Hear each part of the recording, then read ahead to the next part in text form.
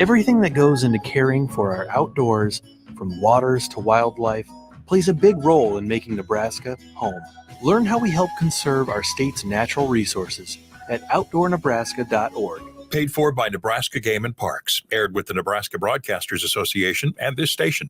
Show. I am your host, Adam Carriker, and I got a special guest with me today. But before we bring that man on, make sure you go and see what our friends at the Jacobson Seed Company are all about. They're your healthy hybrid advantage. Farmers, thanks for watching the Big Ten Show, but we can give you more than just great Big Ten coverage. We can help you with your fields. Go to jacobsonseed.com. The Jacobson Seed Company, your healthy hybrid advantage. Again, that's jacobsonseed.com. So my guest today is the founder and CEO of AYS Sports and the co-host of the Ruffino and Joe Show, Mr. Blake Ruffino. How you doing, my friend? Doing good, Adam. Thank you for having me on. I really appreciate it. Anytime I can come on and talk some college football, I'm really excited.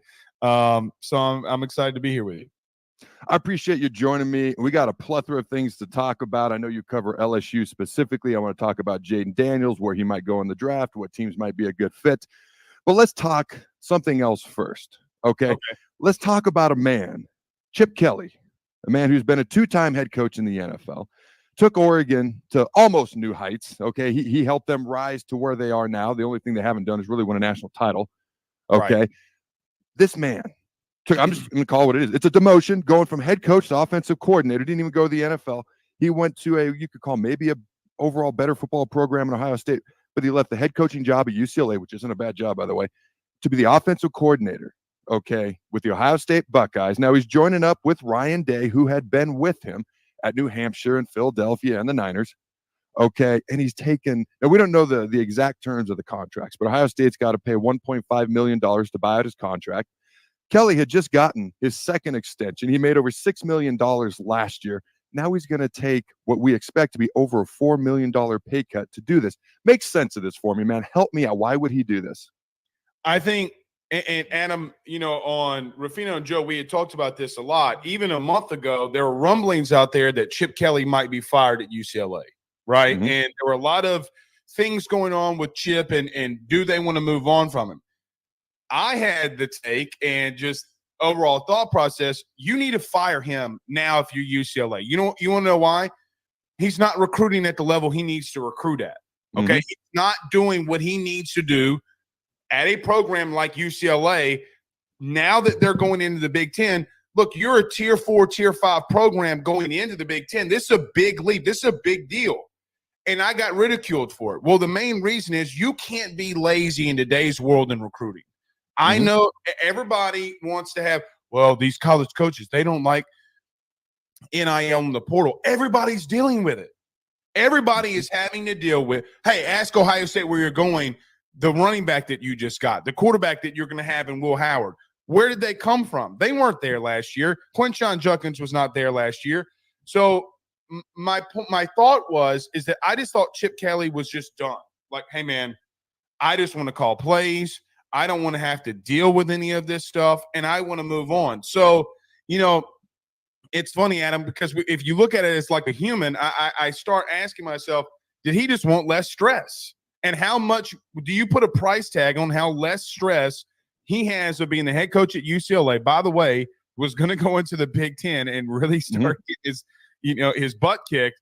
Yep. Now he goes to a place where he can somewhat take a step back, revamp himself, his career. And look, when they're one of the best offensive teams in the country, Florida's got an opening with Billy Napier. It's coming, okay? You mean to tell me they're not going to ask Chip Kelly his what he wants to do? He's going to be in those conversations of, hey, Chip Kelly's at Ohio State. What do you do with him? I just think that he did not want to be in the forefront of what's going on with NIL. And look, let's call it what it is. At Ohio State, you can walk in there and say, we're Ohio State. They have guys that are going to enact NIL. They have everything rolling at Ohio State where he can just recruit a little, call plays, and be fine. But one final thing for me on Chip Kelly, okay? You cannot say that UCLA did not give him some things that he needed there. Dante Moore was a 5-star quarterback, a top 5 prospect in the country. How does he get there, Adam? Let's not be naive on how a quarterback in high school that highly ranked gets there. You had booster backing. That's the biggest excuse. When I watched Deshaun Foster at UCLA, drawing 200 people and boosters being there wanting to support him, it seems a little bit lazy and him not wanting to go out there and recruit. But that's the way that I view it. But going to Ohio State, which I'm sure we'll talk about, what a heck of a move. My goodness. This is a heck of a play calling move.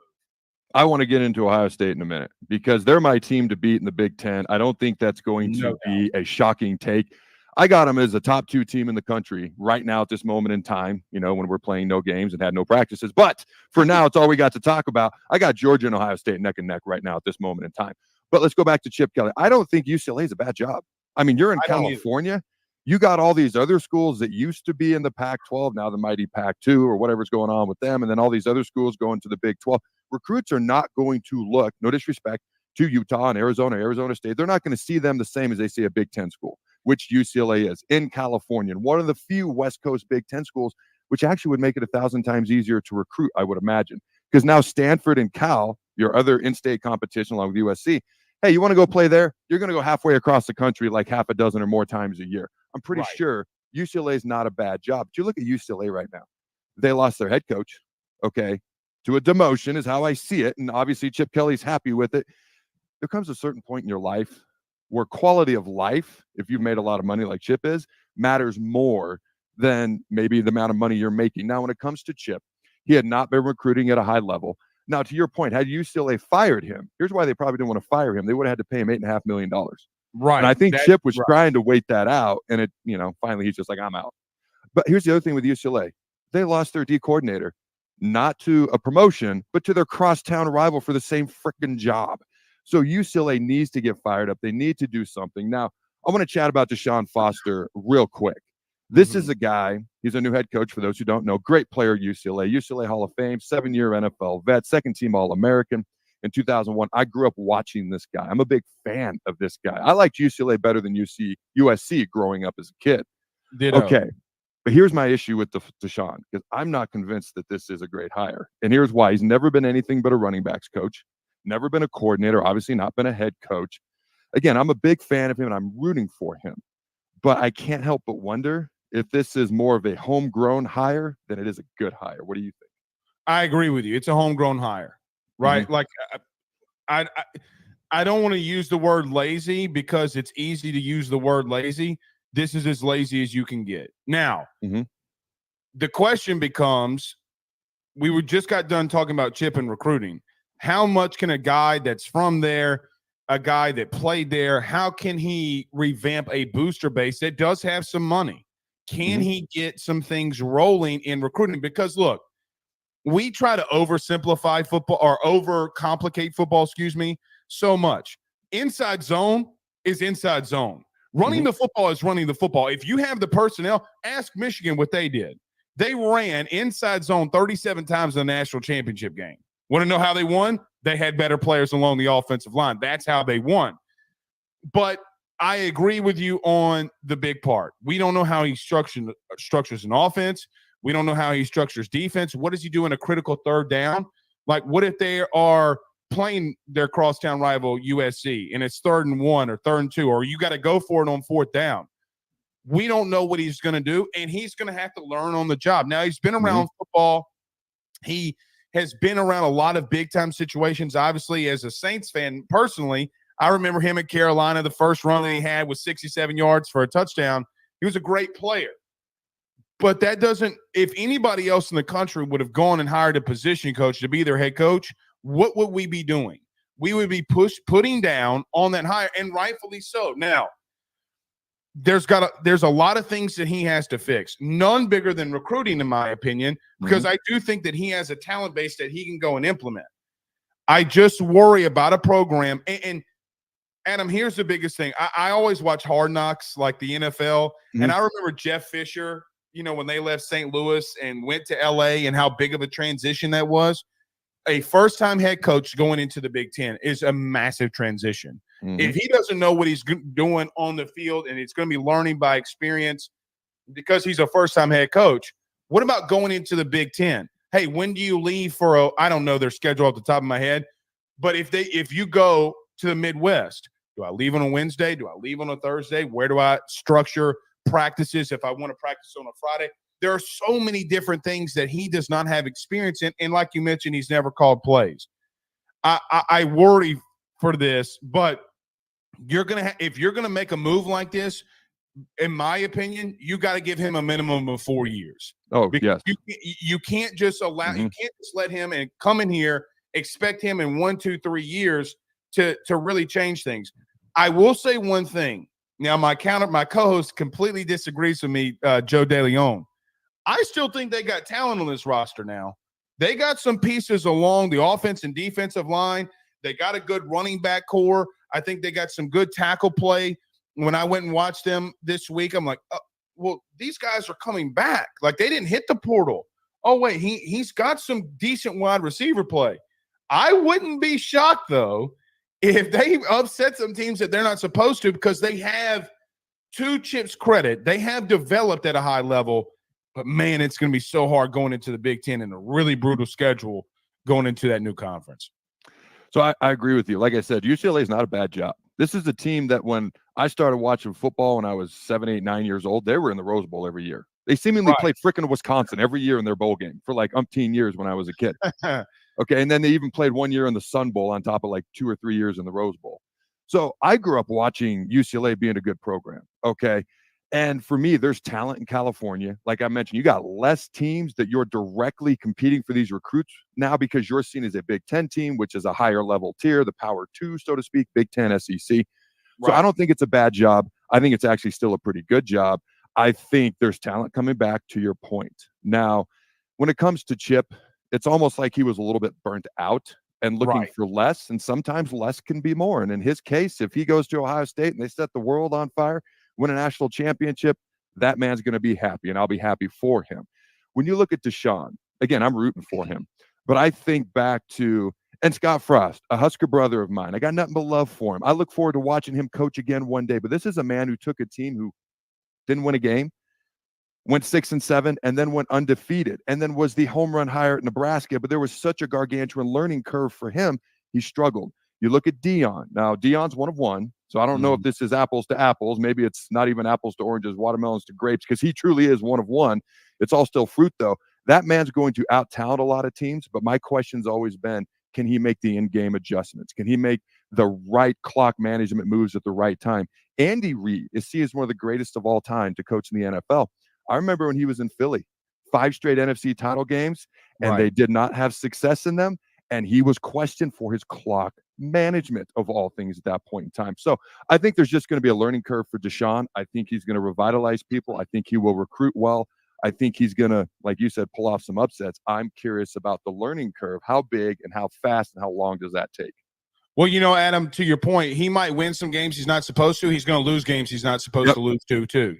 And so to your point, like Scott Frost, how many of those Nebraska games, over the years were one-score games? A lot. And how many of those are based off of, yes, you had the experience at UCF, but when you're facing off against Ohio State, you're facing off against a team that you might even be as equally as talented, but Pat Narduzzi has been a head coach for 17,000 years because, his social security number is 1. That's how old he is. He's had the experience, of being in that situation. To your point on Chip, I will say this. I think that we have seen Chip, though, in a lot of situations where when the going got tough, he didn't bite down on his mouthpiece and try to push forward. But I understand he got fired in Philadelphia, the way that it ended in San Fran, that's the NFL. But I've seen you at Oregon, when you couldn't get over that hump in the national championship game, you left. You said, look, I just can't recruit enough here. I can't do it, whatever. You go to UCLA, you have the same issue. At some point, you better look in the mirror because it's you.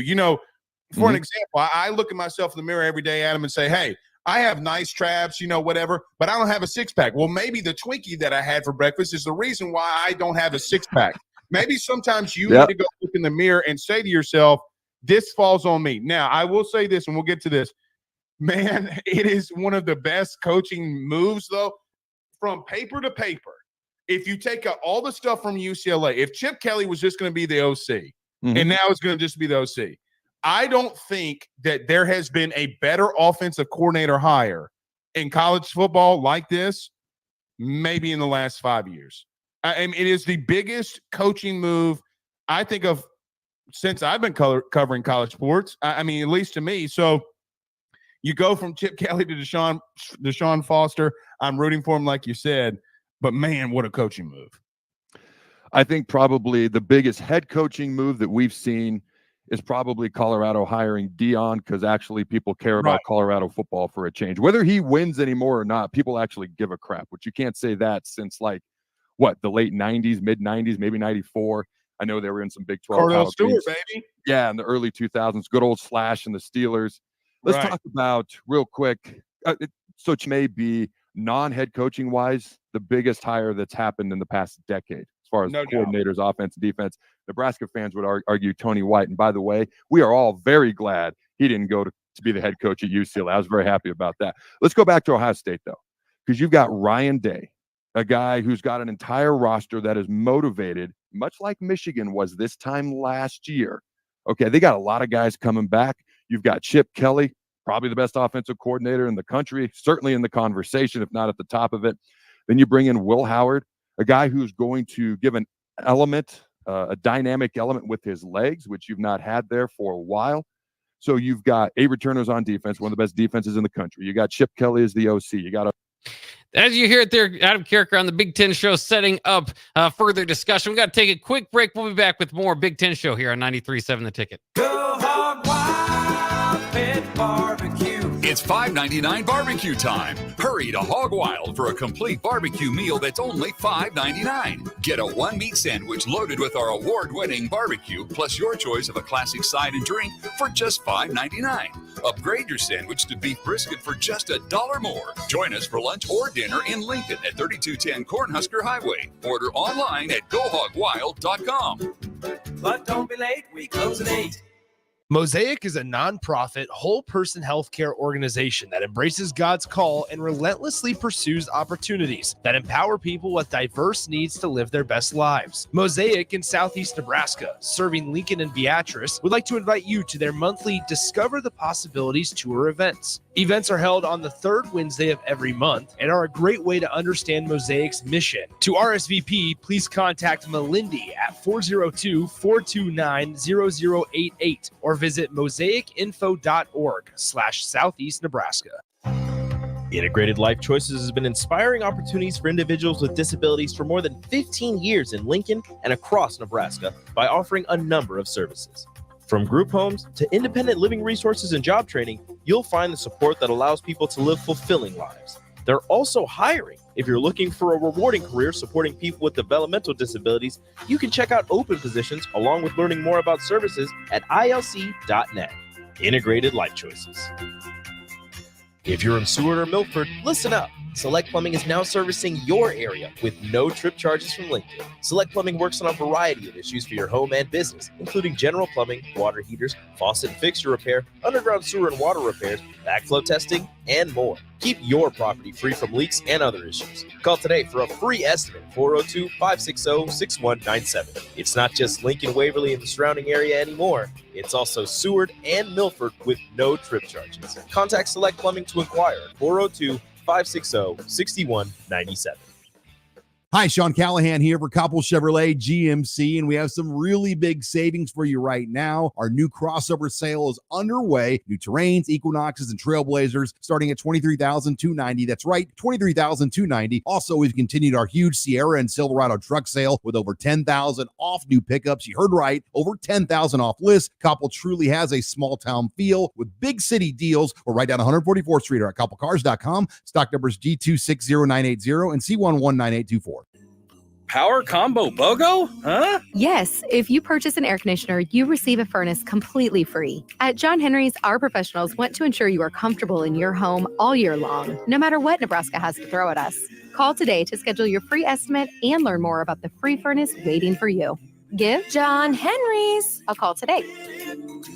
435-5555. John Henry's Plumbing, Heating and Air, and Electrical. Step into healing at Prairie Orthopedic and Plastic Surgery. Our team of top-notch medical professionals turns pain into progress with state-of-the-art treatments and compassionate care.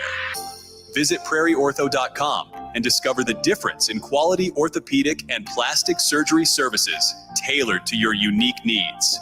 Your health matters, and Prairie Orthopedic and Plastic Surgery is dedicated to helping you thrive. Reach your full potential.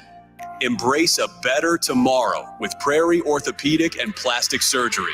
Get rid of pesky critters once and for all with Bats to Rats. Their expert team is here to help you reclaim your home.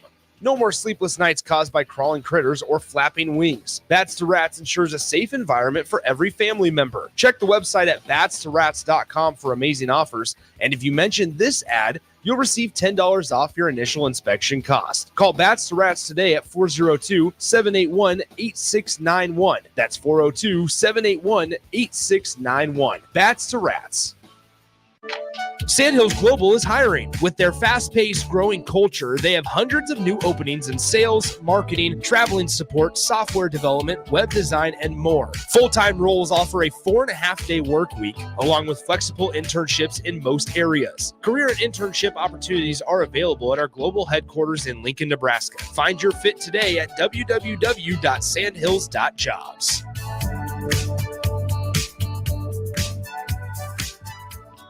Nutrition Authority presents Activator. University studies have shown that Activator helps with building muscle and strength while decreasing body fat. Activator is for male and females of all ages who want to look, feel, and perform their best. Activator can only be found in Nutrition Authority. Stop in, call, or visit us at mynutritionauthority.com. A lot of work goes into making Nebraska, Nebraska. Keeping it green. Helping it thrive. Making it fun. Everything that goes into caring for our outdoors, from waters to wildlife, plays a big role in making Nebraska home. Learn how we help conserve our state's natural resources at outdoornebraska.org. Paid for by Nebraska Game and Parks. Aired with the Nebraska Broadcasters Association and this station. We'll pick up where we left off on the Big Ten Show with Adam Carriker here on 93.7 The Ticket. Let's go back to Ohio State, though, because you've got Ryan Day, a guy who's got an entire roster that is motivated, much like Michigan was this time last year. Okay, they got a lot of guys coming back. You've got Chip Kelly, probably the best offensive coordinator in the country, certainly in the conversation, if not at the top of it. Then you bring in Will Howard, a guy who's going to give an element, a dynamic element with his legs, which you've not had there for a while. So you've got 8 returners on defense, one of the best defenses in the country. You got Chip Kelly as the OC. You got a motivated, experienced Ryan Day. You got a loaded, talented roster. Emeka Egbuka coming back. You got Trayvon Henderson. I always want to say Kavion Henderson. I had to write it down. Trayvon Henderson coming back. Like you mentioned, the best running back in the SEC out of Ole Miss. For some reason, transfers to Ohio State. Now you've got the most loaded backfield in the country, Quinshawn Judkins. Then you got Emeka Egbuka coming back. Ohio State, to me, is clearly the team to beat in the Big Ten. And like I said, I got them number 2 to Georgia right now, but I might swap them eventually in this offseason. What are your thoughts? Well, and they added Caleb Downs, okay, yes, and then you have a college head coach Kirby tweeting out the link to their collective when he commits to Ohio State. It's national title game or bust. Mm-hmm. Either you win or lose that one. Look, it's so hard to win a national championship, and with a new 12-team playoff, there's no telling what the structure and how teams are going to react to all of this. Anything can happen in a playoff setting. We know that from just watching sports in general. You cannot bring in that type of talent, okay, and say to yourself that you can't be there. You know, I give an example because I'm an LSU guy. LSU baseball last year went and got 4, first-round picks in the transfer portal. And when they weren't going to the national title game and everybody thought that they weren't, everybody's like, head coach failed. He failed. Well, it's the same thing here. You cannot go into the portal like what A&M did in recruiting a couple years ago and why Jimbo ultimately failed at A&M. You can't, and the new Ohio State AD, Ross Bjork was the one that fired him, ironically enough. You cannot have this type of talent and not be there. You know, it's like my son's big with Spider-Man. I always love using the saying. With great power comes great responsibility. Mm-hmm. With high recruiting classes comes high expectations. If you're not there at the end, it's a failure because they have arguably the best wide receiver core in the country. They do have the best running back core in the country. They bring back a lot of pieces on defense. You had the best, arguably, two of the best play callers in the country with Chip Kelly and Ryan Day, which, by the way, I'm old enough to remember when Ryan Day had Georgia, the national champion, on the ropes there at the end to win a game in a playoff, and because they would have killed TCU. Basically, they kick that field goal, they make it, they're going to win a national title. They're there. And I think, too, Adam, the biggest thing is Ryan Day has so much pressure on him right now to be successful, more than anybody in the country, because of what they did in the portal. But I just don't know, when you go paper for paper, talent for talent across the board with Ohio State, I think that Georgia might be the only team that equals them. I don't see anybody else right now in February on Valentine's Day that you can say is better than them. Name them, because you're not going to be able to find it. They've done better with the offensive line. But there is one thing that I caution. Will Howard did have struggles at Kansas State. Okay. Yep. He was turnover prone. There was a reason why he kind of got pushed out there at the end. But you got Julian Sayin, you got Aaron Nolan. What does Devin Brown do?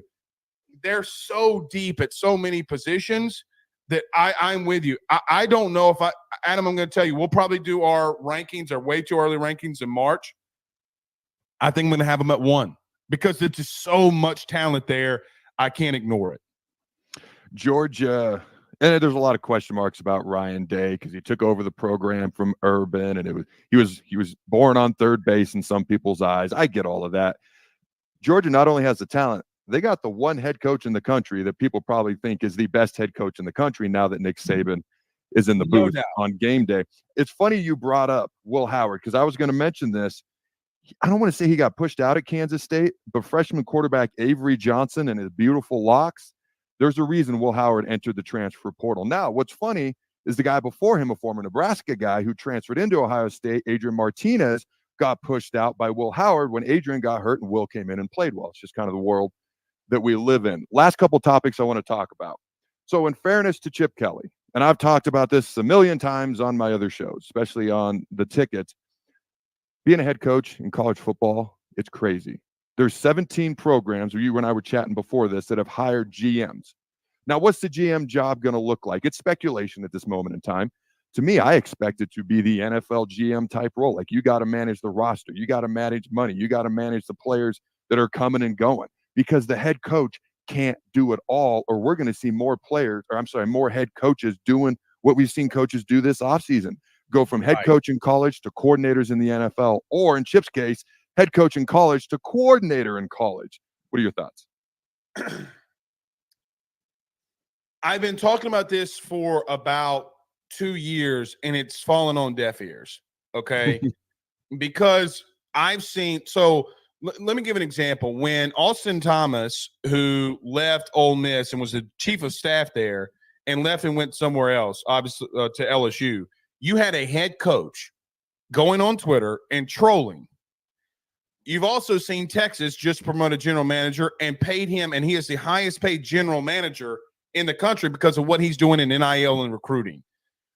Adam, coaches, I know that guys like Sarkisian, Kelly, Day, Kirby Smart, all are making so much money. They cannot, do everything that they're supposed to do on a given day and still have to worry about NIL, going and have lunch with boosters to raise funds, and doing things for specific kids and players. It fractures locker rooms. I've heard war stories, horrible stories about what happened at A&M, because of contracts, and these players are mad at this guy making this much money. So many bad things. What you said earlier, a general manager in college football is legitimately going to be a lot like what it is in the NFL. I talked to a front office guy in Texas this morning, really good friend of mine. He goes, Blake, now that college football are bringing in general manager roles for roster, NIL, stuff like that, well, this is a full-time job for me in the NFL. It's actually going to be a little bit easier for me if I want to get one of these college general manager roles. So now that you see some head coaches moving, I don't know if you don't see NFL front office guys, what we saw Michigan just pull off, a couple of days ago, NFL guys moving down because, look, man, NFL is one thing, but college football is completely different. I do think you're going to see a whole lot of more teams. I know Nebraska did it, LSU did it, Ole Miss, Texas, Georgia, Michigan. You're just going to see so many more of that because a head coach just cannot have those conversations on a day in, day out basis, and they don't want to. They don't want to have money conversations. They want to recruit, talk football. That's what they want to do. These coaches are not businessmen, and you're having businessmen that are having to be hired to enact this collectives and NIL and things like that. So I do think it's interesting, and I do think that we're going to see more teams do this. If we don't see – I do think in 5 years, Adam, I think that every Power 5 program in the country is going to have some form of chief of staff or general manager because college coaches can't do it. And look, what are we talking about? A guy making $100,000 a year? If you make the playoff, you're going to get close to $100 million with $1 billion TV playoff revenue. You mean to tell me that it's not worth spending $100,000 for a guy to be a GM? Get out of here with that. So they're going to spend that money because mainly their coaches want them and they need to. I agree. I think it's not even going to be optional like a year from now. I think a year from now it's going to be like mandatory in every head college football coach's eyes, especially a Power 5 coach. All right, man, we got about a minute left. And I want to get your thoughts. Now, there's 6 quarterbacks that stand out to me in this draft. You got J.J. McCarthy, Bo Nix, Michael Penix Jr., okay? The top 3 that stand out to me are Caleb Williams, Drake May, and Jaden Daniels. Let me ask you specifically, how would you rank those top 3? Do you have a different top 3? And where do you see Jaden Daniels being drafted? I assume somewhere in the first round, but where do you see him landing? Your fans are going to absolutely rip me alive for this because they're going to say I'm biased. I'm taking Jaden Daniels number 1. Let me tell you why I take Jaden Daniels number 1, because I know the leadership that I'm getting with him. And then this week, I saw Caleb Williams. And look, I'm not this kind of guy. I'm not a fan of painted nails and wearing a dress. I want my quarterback to be a quarterback. And we kind of, even myself, we kind of got into it with Caleb Williams during this fingernail discussion last year on social media. And I'm like, look, man, there's got to be a level of decorum and a maturity that you have to show, and he has not shown it to me. Now, you stop with the fingernails. I know it was your mom's business. I don't care if you paint your fingernails. I lived the entire college life with a college catcher, and he had pink fingernails so that pitchers could see when he's calling pitches. The fingernail things don't bother me. It's the message that you have it on there. Then this past week, you're wearing a dress. Look, all I'm saying is I've seen Jaden Daniels in the SEC do what he's done. Look what he did to Alabama. Look what he did to Georgia in the first half when they won a national title. People forget that he had 300 total yards and a half on the national champion, and we all had the question, well, if Jaden Daniels can do it, can C.J. Stroud do it against Georgia? I think that dynamic-wise, he is the most dynamic player in this draft, mainly for the way that he throws the football and the way that he runs. Adam, I fully believe this when I say this. I think he's a more polished Lamar Jackson, specifically throwing the football. That's how I see it. Now, Caleb Williams, for me, okay, he's talented. I just don't know the maturity I get with him. The only other one would be Drake May, and to be honest with you, it's 1A for me with Drake May. I'm that high on him. If you took Drake May, don't tell LSU fans I said this, over Jaden Daniels, I wouldn't be too mad, but I've seen him not win those big games in college football. Also saw Peyton Manning not win them too. So, okay. A fair point. So if it's Drake May 1, then Jaden Daniels 2, it doesn't bother me. I'm so far out on Caleb Williams that I'm going to get ridiculed for it, but that's just how I see it. Dude, you're not going to – well, you might get ridiculed, but I love honesty, okay? Anybody who knows me knows that. We're going overtime here. Lindsay can edit however she sees fit. I think it's good stuff. To me, there's a clear 1, 2, 3. Now, how you order those 3 guys could vary from person to person. It's a Drake May, Caleb Williams, Jaden Daniels. Now, Caleb is as talented as any quarterback to come out in recent memory. Jaden's probably more polished. Drake is the most under-the-radar quarterback, probably because he played at an ACC school, albeit North Carolina, more of a basketball program than a football program, at least as far as how it's known. When it comes to Caleb Williams, I'm not going to get into the politics, whether you agree, whether you don't agree. Agree. Here's what I'm going to say. I'm going to say two names, polarizing names that were not in the NFL much longer after they became really polarizing. Tim Tebow, don't care if you agree with his religion or not. Colin Kaepernick, don't care if you agree with the bending, taking the knee or not. Those guys, NFL locker rooms don't want that in their locker room. That is a part of the decision-making process. It's not discrimination. It is what it is. If you're a extremely polarizing guy, like on an above normal level, it's going to be accounted for in the draft process. And that may affect Caleb Williams. It may not, but I guarantee it's going to be talked about by every single team that's evaluating him. No doubt. And if you're that polarizing, to your point, you better be LeBron James athletically. For sure. Right? Like if you're that polarizing, if you're that good, like, so for example, Joe Burrow, I love this because Joe was like, he had an iPhone 11, the new iPhones don't have like the little, remember when we were old and then you had the little thing where you touch in the middle, the little home screen button? I do. Yep. I'm like, bro, I tell him one day, I'm like, bro, they have iPhones now where they don't have a home screen button. He goes, literally, I text my girlfriend, my mom, my dad, my brother. I really don't care. But he was polarizing. Guys, you got to have that type talent, Adam, because if you can't lead a locker room, you're not going to succeed. So that's why I'm out on him. Like you said, politics aside, that's why I'm out on him. Hey, man, I appreciate it. I think this was a great conversation, ladies and gentlemen. That's been Blake Ruffino. Check him out on his show, Ruffino and Joe, also AYS Sports. This has been the Big Ten Show. I'm Adam Carriker. We'll see you next time. At Union Bank, people don't have your money. Your money has people. First home.